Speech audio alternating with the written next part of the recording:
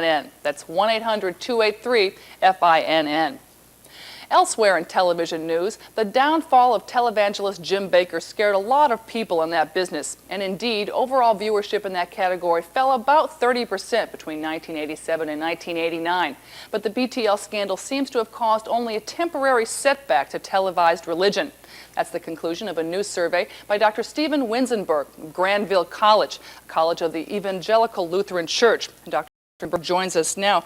Steve, as we said before, viewership dropped about 30%. Was there a subsequent or a coexisting fall off in the number of donations that came? No, actually what's really interesting is that even though viewership dropped by about a third, the actual amount of money that's being sent in has increased for most TV ministries. For instance, Jerry Falwell was taking in about $85 million in 1987. Last year he took in $135 million. What do you attribute that to? I mean, after the scandal and some kind of ridiculous things that came out, like what was it, Oral Roberts saying, you know, give me money from my medical school or I'm going to die. God's going to call him home. Right. Basically, I attribute it to the fact that the preachers used the scandal to fundraise. In 87 and 88, the preachers used the scandals saying, we were really hurt by it. You know, the money is really down, the ratings are down, please help us. The media's been bad to us.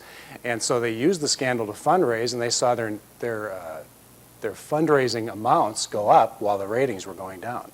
Not a bad deal. What about the amount of time that, in the survey that I read, the amount of time that TV preachers devote in their hour or whatever to fundraising? What's happened to that statistic? The average is 25%, which has stayed the same over the past 3 years, but we've seen a major shift in who's spending the most amount of time asking for money.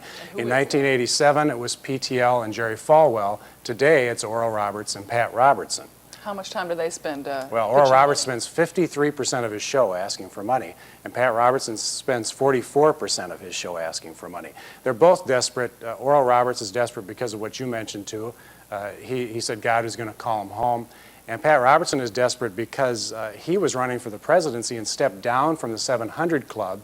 And because of that, his contributions started to go down, so he had to start asking for more money when he came back on the air. Now, what about some of the events that have been in the news lately, like the falling of the Berlin Wall, the whole political situation in Eastern Europe? Are these men and women using that as a way to raise money also? As a matter of fact, when the events started to occur in Eastern Europe, you started to see every single TV preacher, Robert Schuller, Billy Graham, Jimmy Swaggart, Jerry Falwell, all of them start to use what was happening in Eastern Europe for fundraising. They said that they were ready to proclaim the gospel to the now democratic nations. And so they're encouraging viewers to send in money. Now, I think that they're well-meaning in what they're trying to do, but they're also using these current political events for their own well-being, trying to raise money off of it. Does it work? Well, it works real big. As a matter of fact, the whole industry is $1.5 billion industry. Wow, that's a nice piece of change there, Steve Winzenburg. Thanks very much.